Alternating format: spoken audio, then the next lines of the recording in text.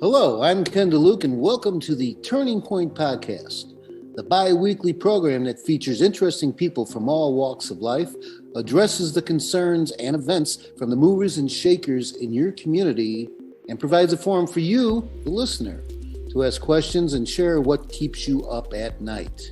To ask a question, please leave a voicemail at 312-866-7174. That's 312-866-7174, or leave an email at theturningpointpodcast.com. That's theturningpointpodcast.com.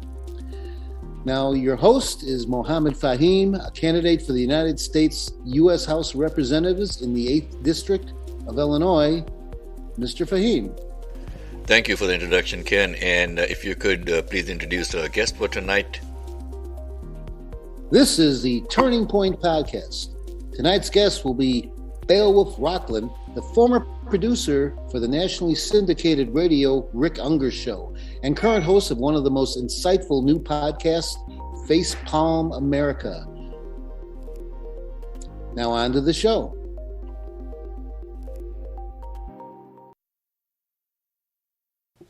Hi, Beowulf. Welcome to the Turning Point Podcast. I would like to talk to you tonight about what makes you, you. How did you get started in the business? What keeps you excited? What keeps you going? Welcome again to the Turning Point Podcast. Well, my goodness. Thank you so much for having me, Mohammed. I really appreciate you having me, and thanks for those wonderful complimentary words about myself and the podcast, Ken. My goodness. So a little bit about my background. I have been in the talk radio and I guess more recently podcasting business for about 25 years.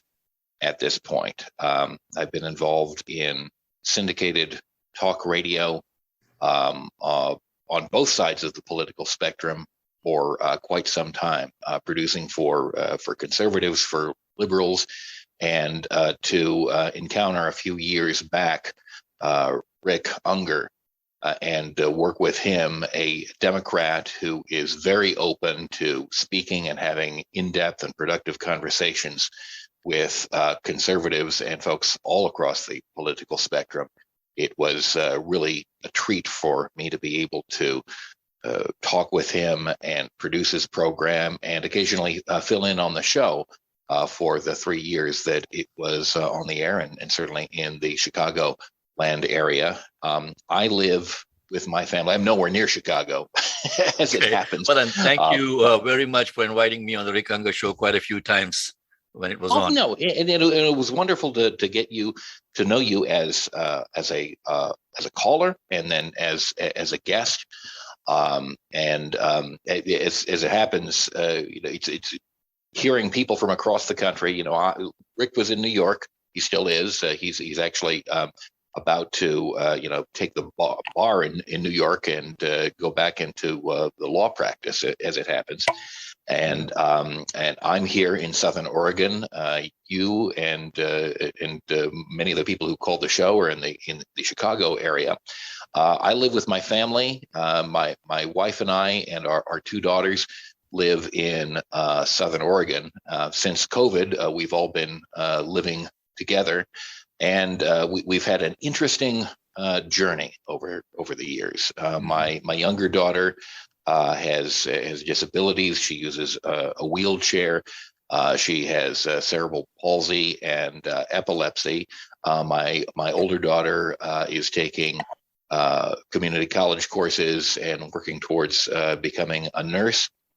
And as folks who listen or used to listen to the Rick Unger Show may be aware, in September of 2020, in the midst of COVID, we had our house burned down in the Alameda fire. Wow. In Southern Oregon as part of some of the wildfires. And certainly a big part of that is caused by climate change.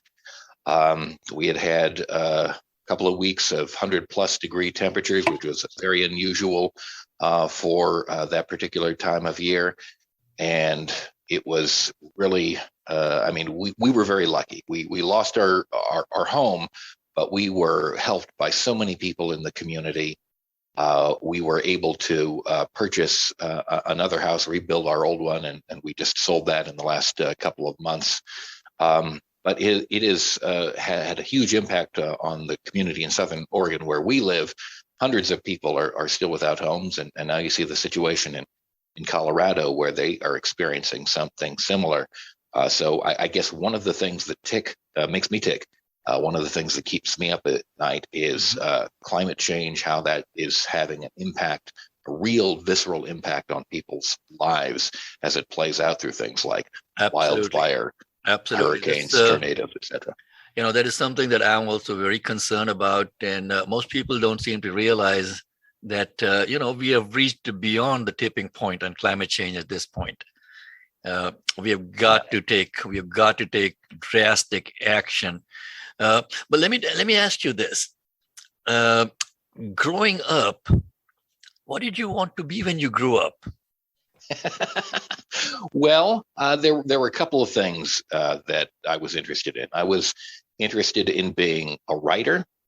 I was a big fan as a young person of Dave Barry, the humor columnist. And I did that for a little bit in high school. I was very much interested in having a humor column. I also listened to a lot of talk radio growing up on stations out of San Francisco. And so I was eventually able to parlay that into basically what I'm currently doing, or in podcast form, what we most gravitate towards when it comes to audio content and conversation. So I guess I wanted to be in the media in one way, shape, or form. I wanted to communicate ideas. I wanted to make people interested, engaged, and maybe make them laugh a little bit. That brings me up to a very important point in the conversation over here. We have all these politicians constantly coming on, and all they care about is winning the next election. Okay, they really don't care about you and I. They just want to be winning the next election, and that, I believe, is not the definition of a leader. A leader is somebody who is concerned about the next generation, what kind of world that he would want or she would want their children and their grandchildren to grow up in.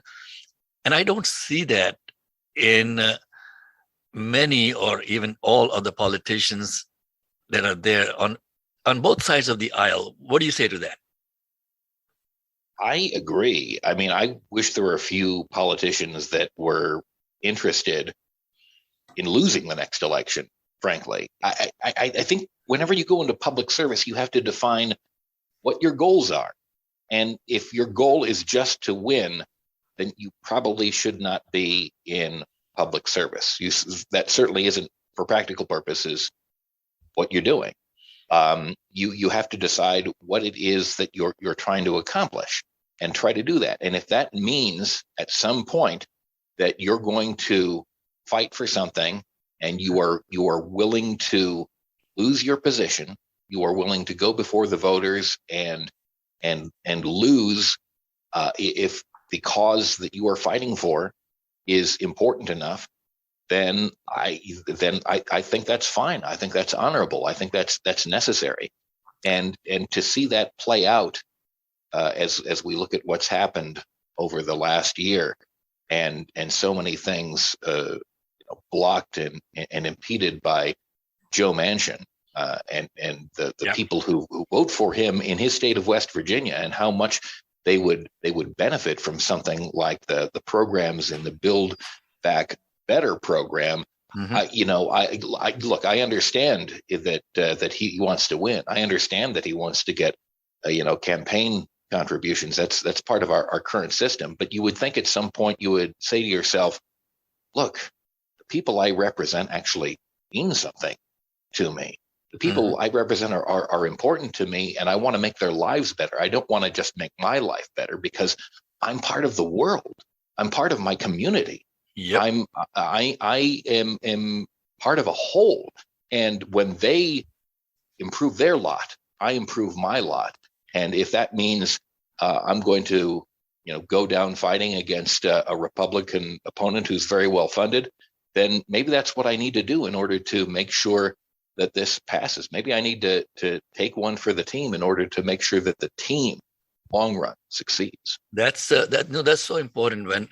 When I was approached by some of the people that I've worked with in the past to run for Congress in the 8th District in Illinois, my first reaction was, who, me? I've never thought about running, for public office. I've been doing public service for the last 20 years in the district. So the first thing that we decided was, okay, what's going to be our campaign slogan? And we came up with a campaign slogan. It's public service, not politics. And that, I think, is fundamental to how we need to view our life in this world that we have come into. I have a lot of respect for Adam Kinzinger from Illinois also, who kind of stood up for his principles against Trump. Yes. No, I think it's amazing what he's done. I think it's amazing what Liz Cheney has done. To see that people like them and like Mike Pence, with whom I have profound political disagreements, for whom I have difficulty imagining that I would ever vote for, they nevertheless put their country, their community above their immediate self-interests. I mean, so many members of Congress, so many Republican members of Congress have made the decision that because of the influence of Donald Trump and because of how powerful the gravity of his personality is, the dangerous gravity of his personality and his influence in elections, they've decided that they're going to, whether they truly believe in his approach to politics or not, that they're going to go along with it, that they're going to try and ride those coattails. And I think that is just tremendously detrimental and could undermine our democracy. It's already begun to undermine our democracy. And to see folks like Adam Kinzinger make their stand, even though their voting record would be very different than mine, and yep. I'm sure very different than yours, Mohammed. I have a complete respect for him. He is a part of a system and a part of a community in which we can engage and debate issues and come to a consensus between ourselves. Absolutely. So let's take a quick break, and on the other side of the break, let's talk about current events and what we can do about some of these things that we see going around us in the country. We'll be right back after this quick break. Blue 6 TV. It's a new television channel on the Roku, Amazon Fire, Apple TV, and Android TV platforms, broadcasting old-time movie classics, television shows, and cartoons. And the best part, we are free. That's right, nothing, not a zero, with a big fat helping of no ups and no extras. You get our incredible programming 24 hours a day for free. But wait, how about our own programming? Yes, our own programming brought to you for the big fat price of bupkis, zilch, zip, nada, and most importantly, diddly squat.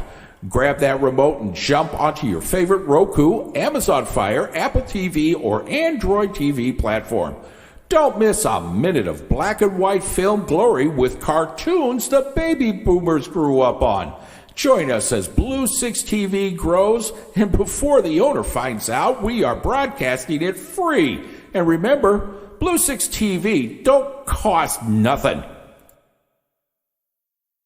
Okay, folks, we are back after the break, and my guest today is Beowulf Ronchen, who is one of the producers of his own show, and it's Facepalm America. Is that what you call it, Beowulf? Yes, we try to address politics and the culture of the United States with a bit of a humorous vein. Okay. So talking about that, the politics and the culture of the United States, today is the 6th of January, and it is the anniversary of that infamous insurrection in our nation's capital that was fueled by our dearly departed president. What do you think of it? I believe that January 6th should be remembered as a day that will live in infamy. I truly believe that we should remember it and commemorate it in the same way that we do Pearl Harbor Day, because on that day we were attacked from outside forces. In this case, we were attacked by enemies of the state from within, and I watched that day, and it was just, I'll tell you, Mohammed, I watched C-SPAN. I've always been a political nerd from the time I was 10 years old. Mm-hmm. I watched C-SPAN, and I remember watching the House of Representatives pass the resolution on the Contras, and I've watched for decades and decades. And when finally in 2009, I was a bit of a late bloomer in actually getting to visit the U.S. Capitol, I was so worried. I went to my representative's office.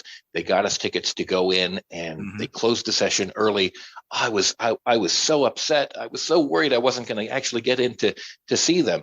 Fortunately, we got back in the next day. But I feel such a deep connection in my heart to like the physical place on Capitol Hill, to the Senate chamber and to the House chamber. Yep. I did my tour of that a few years back. I took my son with me, and it was a surreal experience to actually be in the place where everything happens. It was momentous, and it was sacred in a way, I think. Absolutely. And to see that, which I consider to be national sacred ground, to have been desecrated by violent attacks and people screaming to kill the vice president, is just an abomination to me. And I reacted viscerally on that day, and I feel those emotions rising in me again today as we observe the anniversary of it. And I feel that this must be responded to, that those who perpetrated this must be prosecuted, and they must receive justice. And I feel that I wish the administration, I trust the administration at this point, but I wish they would act more quickly and more expediently to do that, because I feel it is so important. It is such an important statement to make, to say, you made a significant national violation of what we hold dear and what we hold sacred, and that will not stand. Yep. I was. Hey, Beowulf, let me interrupt here. This is a very fortuitous time. I have an email question from one of our listeners, Ty Huttenhoff, and her question is, given this topic and what you're just talking about, what is your opinion on the Merrick Garland's address that he gave in front of the country in the past 24 hours? Do you think it was right on and where it should be? Do you think that it needs some tweaking? Well, I agree with the Attorney General's words. I just wish that it was a speech that had been given in the days or the weeks or perhaps even the months after January 6th, 2021, instead of an entire year after January 6th, 2021. I wish, I understand that when you're dealing with a legal case, that you have to build it, and sometimes that process is methodical and appears to be slow from the outside. But even symbolically, I feel that it is so important to repudiate officially this desecration that was made upon our country, that I would hope for even more rigor in in the process of doing that, because I think it is so important. And I feel that there is a myth that is building up on the far right in this country that, it really wasn't so bad after all. Oh, yeah. And I think that we are lending credence to that when we take things so slowly and we hedge about specifically what has been done. I have no problem with his words, but I just wish that action were taken more expeditiously. I agree with you. When he's coming around like a year after and saying that the Justice Department remains committed to holding all January 6th perpetrators at any level accountable under law. I'm kind of quoting what he said, whether they were present that day or were otherwise criminally responsible. Now, this sentence is kind of grabbing me. He's not just talking about the people who were present that day. He's also saying, or were otherwise criminally responsible for the assault on our democracy. So I wonder what he means by those people that were not there but were criminally responsible. Is that pointing out towards the White House by any chance? Well, I hope so. I hope it goes all the way up. I hope it goes up the ladder through Steve Bannon and Mark Meadows and Bernie Kerik, and all the way to the top to Donald J. Trump. Well, I certainly hope so. I wish that had been stated explicitly, and I understand the desire to avoid something direct like that. But it seems like in this case, when you're dealing with the people that you're dealing with, that perhaps more direct action could have been taken. I hope that's what he meant. Yeah, because so far the prosecutions that have resulted, from the probe basically have focused on the individual rioters who physically breached the Capitol complex, rather than high-profile figures like the former president and his allies, right, who promoted bogus election fraud narratives that many of the rioters have said served as the motivation for the January 6th attack. So even though he did not specifically mention Trump or anyone else who may be under investigation for their role, Garland has assured the public that the Justice Department has not concluded its efforts.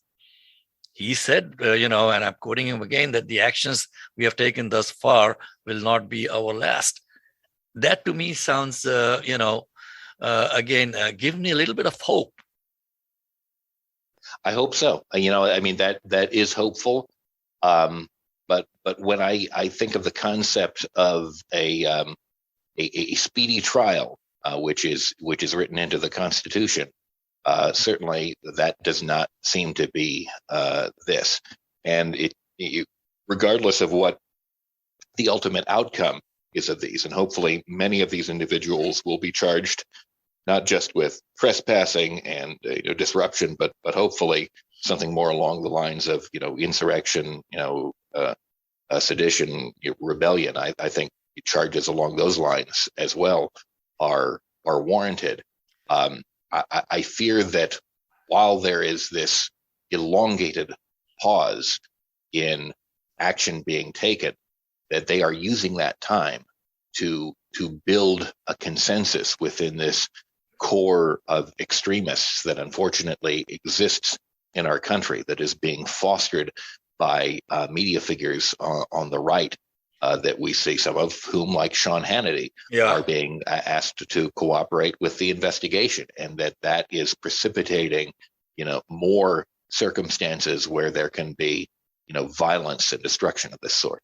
Yeah, because according to the Justice Department now, and I'm looking at some of the figures that they put out, approximately 165 of those arrested thus far have pleaded guilty, to a variety of federal charges, 145 of which were for misdemeanors. Yeah. And just 70 defendants have been sentenced to jail time for their crimes. Of those cases, only, of the cases that have been adjudicated so far, only 30 have been sentenced to serve time in prison. That is really not giving out a good message to the people on the far right. They're like, yeah, so what? It's a slap on the wrist. We're going to do it again. I think, most of these people have received such mild penalties as, house arrest or parole, man. Yeah. I agree. And when you see individual after individual, such as Mark Meadows and Steve Bannon, refuse to testify before or cooperate with the January 6th committee, you see so far a lack of consequences for the action of planning this. And the more that message gets sent, I think the more in danger we are of this recurring. And when you have that simultaneously occurring with a background of the programs that President Biden is putting forward, like the Build Back Better program, being stymied in Congress, so that while the stick is not being actively used, also the carrot is not able to be given. so the healing, the programs that could help to heal our country and help put us back on track, and that could help people gravitate less towards this kind of extremism, are also being stopped. I feel that we have to take aggressive action to send a message that this is not acceptable. Now, there seems to be also an undercurrent now, especially on the right side, on the extreme right side, that they are kind of coming up with this, idea that they're trying to plant into our minds now and our heads now, that, the country might be heading towards civil war. Yes. Is that a deliberate move, or is that, it's something that I am misreading? Well, no, I think you're correct about that, Mohammed. It is something, frankly, and I have worked in conservative talk radio, and I have heard and been aware of these fringe elements. And I will tell you that, going back, 10 or 15 years, I've heard people on the very far right talking about the idea of civil war. It really has only been in the last couple of years that it has come into a mainstream conversation. But I have a feeling, as you're sort of indicating, that they're almost trying to wish it into existence. They're trying to manifest a conflict, because the traditional means that in our democracy we have to getting things done, they have the ability to stop things, but they don't have the ability to make things happen through legitimate means. And so it seems like there are a very small number of malefactors here who are attempting to manifest a conflict where one is not warranted in order for them to achieve their extremist political ends. So I think you're completely right about that. Well, I think Ken has got another question that came in from one of our listeners. Ken, go ahead. Yes, actually, I had mentioned last week that you were going to be on the show, and you were with the Keith Unger show, and one of our listeners wanted to know, what is the most memorable interview that you helped produce for that show? What stands out to you beyond most others? So, I've done a lot of interviews for the program, and I've done a lot of interviews overall in my career. Is as far as the Rick Unger show goes.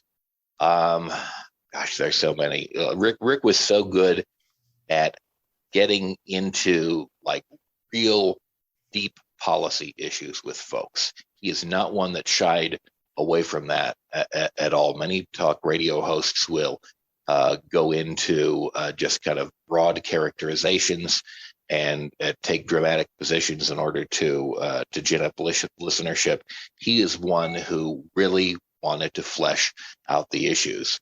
And goodness, I mean, there's so many different ones that I could pick from. I guess probably, there was an interview that he had with Congressman John Larson of Connecticut, where he was going into healthcare policy, and it seemed to me like there was a moment there that the congressman realized, well, this is not just your typical talk show host. This is someone who really both cares about and understands the ins and outs of this issue. And he started, speaking with him in the manner more of a colleague than a talk radio host. And so, as far as the Rick Unger show goes, I would say, booking and having on the air John Larson. That was really amazing. As far as my personal experience, I was very privileged a few years back to interview former President Jimmy Carter, and that probably is my biggest personal career amazing time that I've ever had. Well, you forget the times that I was on there. Well, okay, second to that, of course. Okay, I just had to bring that in. Okay. No, but one of the things that really impressed me about how you guys were doing the Rick Unger show was the variety of topics that you would come up with, on a consistent basis. It's not easy to come up with those topics, right? How did that process go? It was very collaborative. I mean, Rick had a set of issues that he wanted to cover, and a set number of interviews or segments that he definitely wanted to do. But it was also very open in terms of ideas for topics or guests that I wanted to come up with. We would present him with different possibilities. He would present me and my team with different possibilities, and we would go after all of it. I've got to say, to Rick's credit again, he is just one of the most open and curious and engaged talk show hosts that I've ever worked with. He doesn't, he has a position, but he doesn't have an agenda. And that was really one of the wonderful things, being able to collaborate with him, being able to suggest guests and say, hey, yeah, go after that person, even if he didn't necessarily fit in with where Rick's position on things ended up being. So I think went like that. I think you nailed it when you said that he had a position, but he did not have an agenda. And most of the talking heads that I see now, they have an agenda. Okay, they don't have a position that they can hang a hat on, but they do have an agenda that is paid for, by the masters who are calling their tunes, and that is what is dividing our country and splitting us into, the right wing and the left wing and the moderates and all the names that are coming out there. And I think that is part of what has created the mentality of these people who came and attacked the Capitol on January 6th. Yeah, no, I think you're absolutely right about that. I feel like I am in kind of a unique position in that way, and it's a reason that I'm so glad that I was involved in the Rick Unger show. I grew up in a very liberal place in Marin County, California. I grew up in a very conservative, gun-owning family, and then I went out into the world. I went to a liberal university, UC Santa Cruz. I ended up working for some very conservative people in talk radio, and so that exposure has forced me, and I think we should all make an effort to do this, to have to relate to people who have a different point of view than you do. It is so important to have the ability to put yourself into somebody else's shoes, to have empathy with somebody else and what they're going through, even though you maybe perhaps at first recoil from who they are or what they're doing. If we all understood each other a little bit more, and I have very strong views. I'm very much to the left, probably much more so than Rick in many ways. But one thing I always try to keep with me is, let's talk to each other. Let's engage with one another, and let's not disregard one another because of labels that we put on each other. Well, and again, I caught something in what you said just now, that we have to have the ability to put ourselves in other people's shoes in order to have a cogent conversation.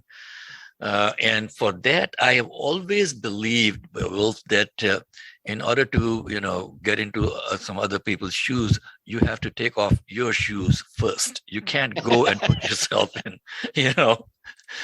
I've never. You have to have a pretty large pair of shoes to go over the ones that I'm wearing. So I think that's a good idea. Okay, so I mean, you have to have that, because at the end of the day, we are Americans first and last.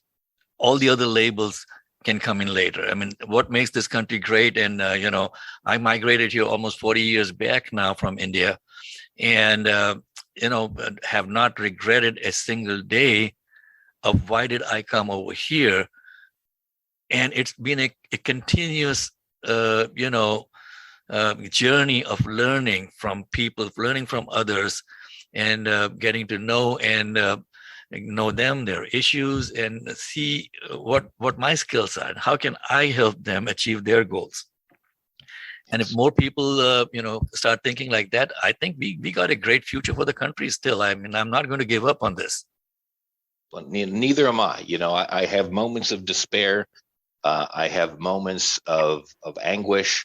I have moments of rage, but I think we all do need to come together here, that there is a fundamental American project that we can foster and create more wonderful things from. As many problems as we have, as many adversities as we encounter, and many of them come from ourselves and from our own people.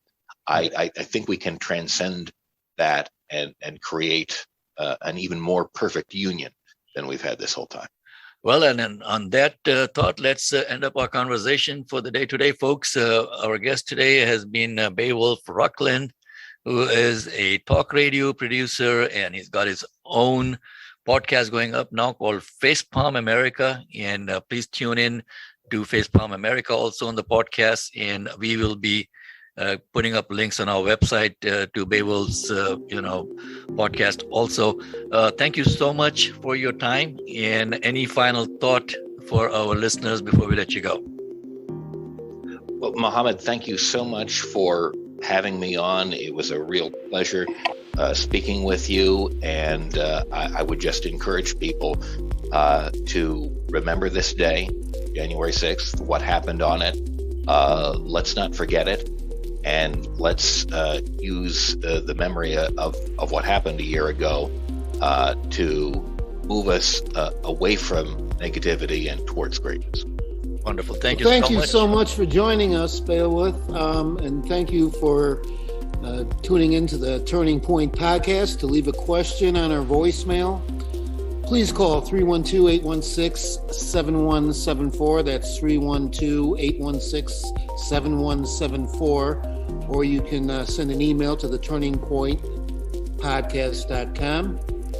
Our next show will be interviewing Joey Carr, who came in second place on America's Got Talent. And he's going to share with us some of the behind-the-scenes experiences he had on the #1 rated reality show. So that'll be kind of interesting. And Beowulf, thank you so much again for joining us. We really appreciate it. Thank you so much, guys. Thank you, guys.